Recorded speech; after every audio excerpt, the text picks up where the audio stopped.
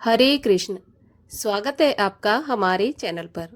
आज के इस वीडियो में आप जानेंगे चैत्र मास की अमावस्या कब है। इसके साथ ही ये भी जानेंगे कि अमावस्या के दिन हमें क्या करना चाहिए, क्या नहीं करना चाहिए। वो कौन से ऐसे काम हैं जिनको करने से हमें शुभ फल की प्राप्ति होती है और कौन से ऐसे काम हैं जिनको अमावस्या के दिन करने से अशुभ फल की प्राप्ति होती है। तो इसी प्रकार की जानकारियां प्राप्त करने के लिए और हमसे जुड़े रहने के लिए और साथ ही सभी प्रकार की व्रत कथाएं सुनने के लिए हमारे चैनल को सब्सक्राइब अवश्य करें, बेल आइकन को प्रेस करके रखें और आज की वीडियो अच्छी लगे तो लाइक करें और शेयर करें। तो चलिए अब हम ये जानते हैं कि चैत्र मास की अमावस्या इतनी खास क्यों है। देखिए, वैसे तो साल में हर महीने अमावस्या तिथि आती है और हर अमावस्या अपने आप में खास तिथि होती है। जैसे कि पूर्णिमा तिथि देवताओं को समर्पित होती है, वैसे ही अमावस्या तिथि हमारे पूर्वजों को अर्थात पितरों को समर्पित होती है। पितरों के निमित्त जो भी हम दान पुण्य करना चाहते हैं, तर्पण इत्यादि, तो वो अमावस्या के दिन हमें अवश्य करना चाहिए। इससे हमारे पितृ प्रसन्न होते हैं और अगर किसी भी अधोगति में होते हैं तो उन्हें मोक्ष की प्राप्ति होती है। तो अमावस्या तिथि बहुत अधिक महत्वपूर्ण तिथि है। कहा जाता है कि यदि अमावस्या तिथि को हम संभाल लेते हैं, अर्थात अमावस्या तिथि से संबंधित जो भी दान पुण्य धर्म हम कर सकते हैं, तो हमारे जीवन में कभी भी किसी प्रकार का कोई दुख नहीं आता। अब चैत्र मास की अमावस्या को हम भूतड़ी अमावस्या भी कहा जाता है, इसको भूतड़ी अमावस्या कहते हैं और खास इसलिए है क्योंकि इस बार चैत्र मास की जो अमावस्या है वो शनिवार को होने वाली है और इसके साथ साथ उसी दिन शनि अपनी दूसरी राशि में प्रवेश करेंगे।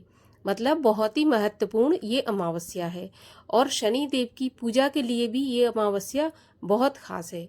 आज के दिन अर्थात अमावस्या के दिन भोलेनाथ की पूजा, भैरव बाबा की पूजा और शनिदेव की पूजा, साथ ही साथ हनुमान चालीसा का पाठ ये भी अवश्य करना चाहिए।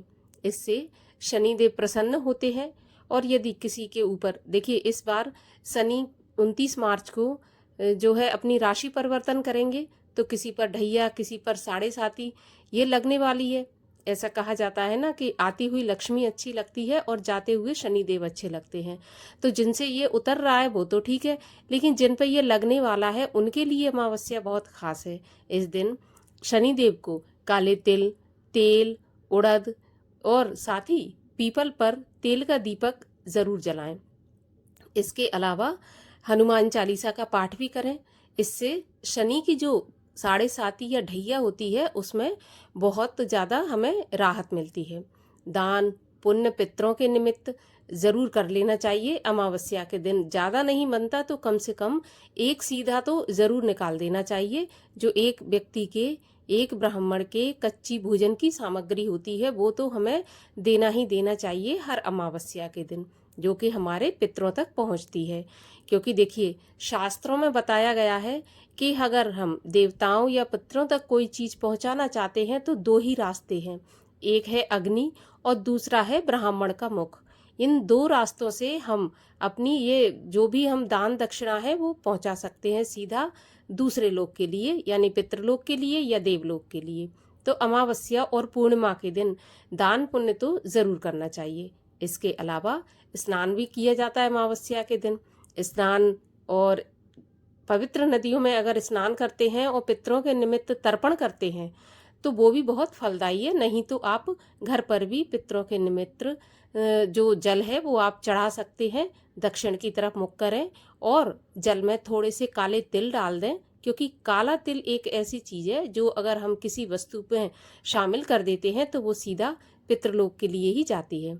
तो आप चाहे वो आप दान करें चाहे कुछ भी करें, थोड़ा सा काला तिल उसमें अवश्य डाल दें अगर आप पितरों के लिए कुछ करना चाहते हैं तो इस प्रकार से आप अमावस्या तिथि का पूरा पूरा लाभ उठा सकते हैं। इसके साथ ही शनिदेव की कथा भी सुने। शनिवार का व्रत, जिस पर ढैया या साढ़े साती चल रही है, वो शनिवार का व्रत भी अवश्य करें। अब बहुत से भक्तगण शनिदेव पर तेल अर्पित करते हैं। शनिदेव को नमस्कार करते हैं, प्रणाम करते हैं, तो मैंने इस पे एक अलग से वीडियो बनाया है जिसमें आपको बिल्कुल सही सही जानकारी दी गई है कि किस प्रकार तेल चढ़ाना चाहिए, किस प्रकार हमें शनिदेव को प्रणाम करना चाहिए। तो आप उस वीडियो को जाकर ज़रूर देखें, आपको सही जानकारी मिलेगी। इसके अलावा आप पीपल पर जल अर्पित करें। पीपल पर आप तेल का दीपक जलाएं शनिदेव की प्रसन्नता के लिए, और घी का दीपक जलाएं आप लक्ष्मी जी की प्रसन्नता के लिए, क्योंकि लक्ष्मी जी शनिवार के दिन पीपल पर निवास करती हैं। तो आप घी का दीपक जलाएं, क्योंकि अमावस्या तिथि लक्ष्मी जी को भी बहुत प्रिय है। तो इस बार जो चैत्र मास की अमावस्या है वो 28 मार्च 7:55 पर रात्रि में प्रारंभ हो जाएगी और 29 मार्च दोपहर को 4:27 पर समाप्त हो जाएगी। तो उदया तिथि के अनुसार अमावस्या का जो स्नान है, दान है, व्रत है, वो सभी को 29 मार्च को ही करना है। 29 मार्च को ही आप सुबह 11 बजे से 12:30 के बीच जो भी दान पुण्य करना चाहते हैं पितरों के निमित्त वो कर सकते हैं। 29 को ही व्रत रखा जाएगा, क्योंकि उदया में हमें 29 मार्च को ही प्राप्त हो रही है अमावस्या तिथि। और देखिए, हर रोज एक अशुभ समय और होता है 1.5 घंटे का, जिसको कि हम राहु काल कहते हैं।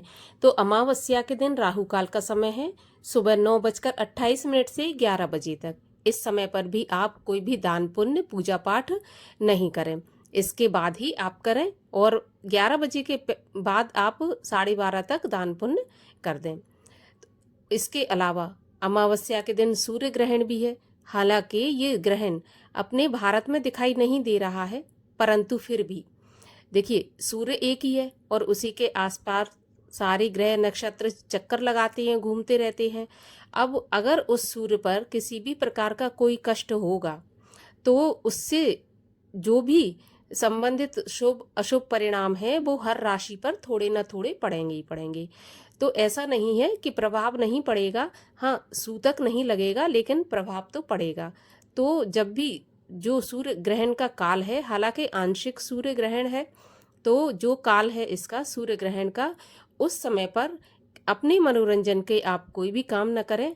आप केवल भजन कीर्तन पूजा पाठ जितना हो सके वही करें, भगवान का नाम जप माला इत्यादि करें। अपने मनोरंजन का, जैसे भोजन करना, सोना, कोई भी आपको मनोरंजन जैसे शॉपिंग के लिए बाहर जाना, ये ऐसे कोई भी काम अपने लिए ना करें। क्योंकि देखिए, ये जो ग्रहण लगता है जो एक तरह से सूर्य पर या चंद्रमा पर कष्ट की स्थिति होती है, और जब सूर्य चंद्रमा जो कि हमें रोशनी प्रदान करते हैं, ठंडक प्रदान करते हैं, उन पर कष्ट होगा, तो ऐसे समय पे हमें कभी भी अपने मनोरंजन के लिए कुछ नहीं करना चाहिए। हमें भजन कीर्तन इसलिए करना चाहिए क्योंकि इससे देवताओं को बल प्राप्त होता है, और जब देवता बली होते हैं तो हमें भी किसी न किसी प्रकार से वो सुख संपदा प्रदान करते हैं। तो भजन कीर्तन जितना हो सके ग्रहण काल में करना चाहिए, और ग्रहण के बाद में कुछ ना कुछ दान अवश्य करना चाहिए। किसी जरूरतमंद को किसी मंदिर में तो दान भी अवश्य किया जाता है ग्रहण का। तो आशा करती हूँ वीडियो आपको अच्छा लगा होगा। यदि अच्छा लगा हो तो लाइक करिए, शेयर करिए और चैनल को सब्सक्राइब करके जाइए।